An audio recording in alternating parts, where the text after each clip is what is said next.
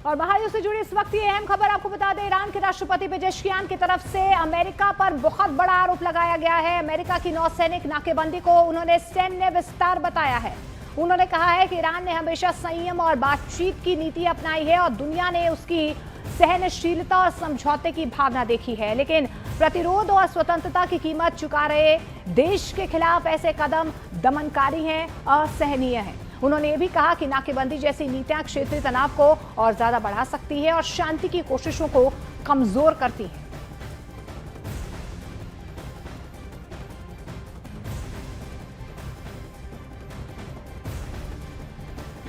आगे बढ़ते अब नजर डालते हैं जंग से जुड़ी 25 बड़ी खबरों पर।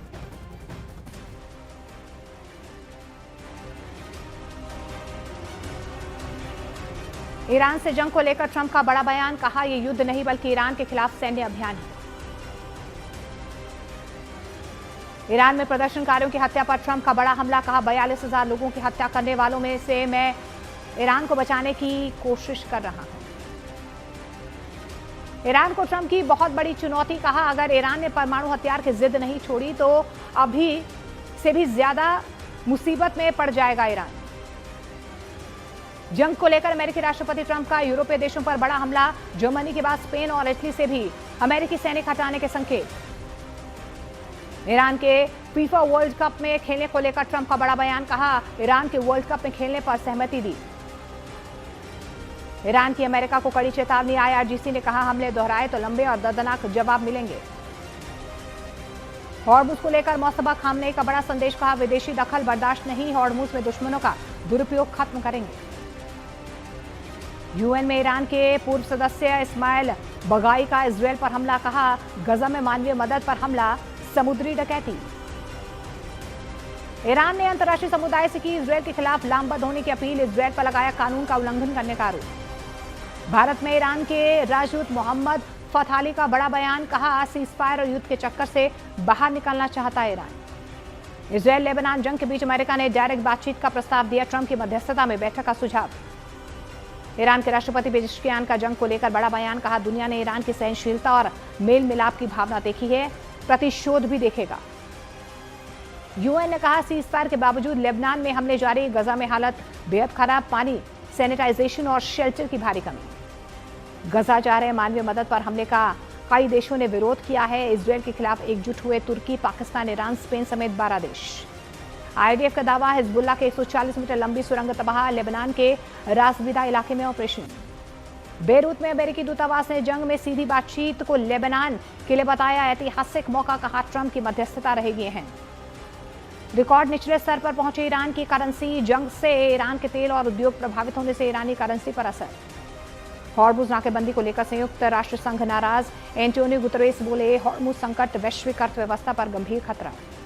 ईरानी स्पीकर मोहम्मद कालिबाफ का अमेरिका पर तंज, कहा अमेरिका की हॉर्मुज नाकेबंदी नाकाम। अमेरिका को बहुत महंगा पड़ रहा है ईरान से जंग करना, अमेरिकी रक्षा सचिव पीट हेग्सेथ और जनरल डैन कैन की हाउस आर्म्ड सर्विसेज कमेटी के सामने गवाही।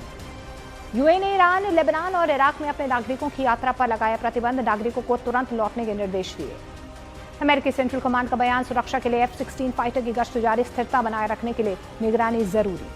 दक्षिणी लेबनान पर ड्रोन से हमला, धमाके में 2 इजरायली सैनिक भी घायल, आईडीएफ ने पुष्टि की। लेबनान में कई जगह इजरायल का हमला, आईडीएफ की स्ट्राइक में 9 की मौत, 13 घायल। इजरायल का लेबनान में 5 हिजबुल्लाह लड़ाके मारने का दावा, कई ठिकानों को तबाह किया। भले ही अमेरिका के राष्ट्रपति डोनाल्ड ट्रंप ये दावा कर रहे हैं कि आने वाले कुछ घंटों में वो ईरान को तबाह कर देंगे, लेकिन तमाम धमकियों के बावजूद ईरान रत्ती भर भी झुकने को तैयार नहीं है। ईरान ने तो यहां तक दावा कर दिया है कि वो अब अमेरिका और इजरायली अड्डों पर ऐसे घातक हथियारों से हमला करेगा जो ट्रंप और नेतन्याहू के लिए हार्ट अटैक जैसे साबित होंगे।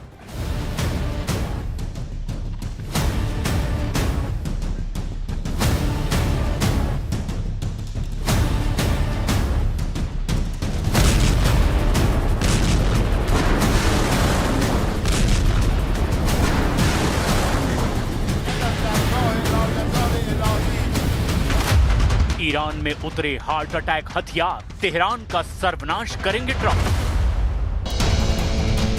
8 अप्रैल 2026 से अब तक अमेरिका ने ईरान पर हमला नहीं किया है, लेकिन अब अमेरिका ने ईरान पर अब तक का सबसे बड़ा हमला करने का फैसला किया है। अमेरिकन सेंट्रल कमांड के chief commander admiral Brad Cooper ने ट्रंप को हमले का पूरा ब्लूप्रिंट भी दिखा दिया है। दावा तो यहां तक किया जा रहा है कि अमेरिका ईरान पर सीमित छोटा लेकिन अब तक का सबसे घातक और भीषण हमला करने जा रहा है। खबर तो यहां तक है कि 8 अप्रैल से अब तक जो सीज फायर का नाटक किया गया है, उसके पीछे अमेरिका की वो सैन्य तैयारी थी जिसे बड़ी तेजी से पूरा किया जा रहा है। अब अमेरिका और इजराइल ने ईरान में 3 मुख्य टारगेट लॉक कर दिए हैं। पहला, ईरान के वो टॉप लीडर, कमांडर और जनरल मारे जाएंगे जो अमेरिका की परमाणु शर्तों को मानने से साफ इनकार कर रहे हैं। इसके अलावा अमेरिका ईरान के करीब 3000 तेल कुओं को तबाह करके उसे पूरी तरह से तबाह कर देना चाहता है। और तीसरा सबसे जरूरी टारगेट है ईरान के वो परमाणु ठिकाने जहां अभी भी 440 से 460 किलो तक संवर्धित यूरेनियम मौजूद है। वहीं दूसरी तरफ ईरान ने दो टूक कहा है, अगर अमेरिका और इजराइल ने भूलकर भी हमला किया तो ईरान ऐसे हथियारों से हमला करेगा जो ट्रंप और नेतन्याहू के लिए किसी हार्ट अटैक से कम साबित नहीं होंगे। इस बीच सबसे चौंकाने वाली खौफनाक रिपोर्ट ये है कि ईरान किसी भी वक्त परमाणु बम बना सकता है। इन सब खबरों की अब फुल डिटेल के साथ वो विश्लेषण देखिए जो ये साबित करने जा रहा है कि दुनिया अब सर्वनाश युद्ध में प्रवेश कर चुकी है। हाइपरसोनिक हमले को तैयार अमेरिका, हार्ट अटैक हमला करेगा ईरान।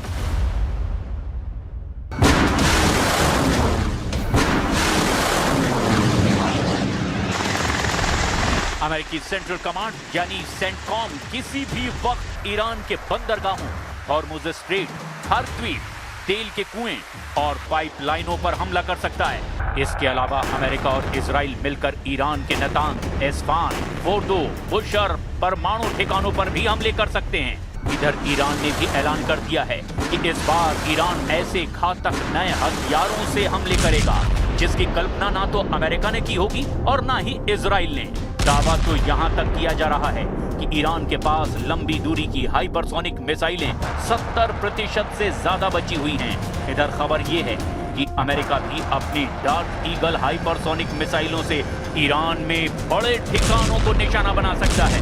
खबर है कि अमेरिका की डार्क ईगल 5 मैक की रफ्तार यानी लगभग 6100 किलोमीटर प्रति घंटे की रफ्तार से ईरान पर हमला कर सकती है। वहीं दूसरी तरफ ईरान की नेवी कमांडर ने ऐसा दावा किया है जिसे सुनकर ट्रंप और नेतन्याहू भी बेहद तनाव में आ गए हैं। ईरान की सरकारी मीडिया में ईरानी नेवी के commander rear admiral Shahram Irani ने जो कहा उसे सुनकर आप भी हैरान रह जाएंगे। ईरान ने अमेरिका और इजराइल के खिलाफ नए हथियार का इस्तेमाल करने की धमकी दी है। ईरान ने कहा है कि उसका ये हथियार दुश्मन के खेमे में खलबली मचा देगा।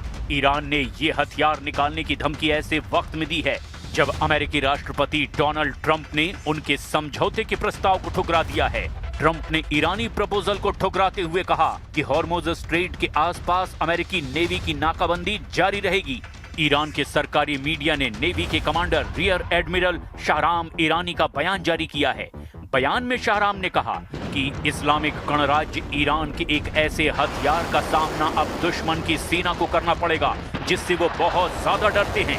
ये हथियार दुश्मनों के एकदम करीब है। मुझे डर है कि उनके नेताओं को हार्ट अटैक आ सकता है। ईरान की इस नई धमकी से फिर से लड़ाई छिड़ने का अंदेशा पैदा हो गया है। ईरानी नेवी के कमांडर ने एक बयान में कहा कि उनकी ओर से अमेरिकी विमान वाहक पोत अब्राहम लिंकन पर हमले किए गए हैं। इसमें कम से कम 7 मिसाइल ऑपरेशन किए गए हैं। داشتیم مذاکره می‌کردیم. آتش بسی که می‌دونیم از همون اول هم عرض کردم با بدعهدی طرف مقابل مواجه شد. خب الان اینجا دیگه موضوع هسته‌ای موضوع اصلی مذاکرات نمیتونه باشه. موضوع اصلی خاتمه دادن به جنگ به نحوی که منافع و مصالح ما رو تأمین بکنه. ट्रंप पुतिन की 90 मिनट बाद परमाणु बम के करीब ईरान।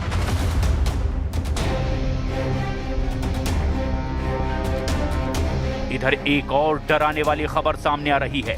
खबर है कि ईरान किसी भी वक्त परमाणु बम बना सकता है। दावा तो यहां तक किया जा रहा है कि 8 से 10 परमाणु बम ईरान कुछ ही हफ्तों में बना सकता है।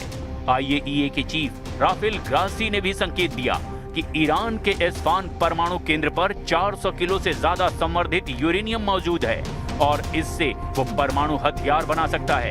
ताजा अंतर्राष्ट्रीय रिपोर्ट और IAEA यानी अंतर्राष्ट्रीय परमाणु ऊर्जा एजेंसी के महानिदेशक राफेल ग्रॉसी के बयानों के मुताबिक ईरान के परमाणु कार्यक्रम को लेकर स्थिति अब तक के सबसे संवेदनशील मोड़ पर पहुंच गई है।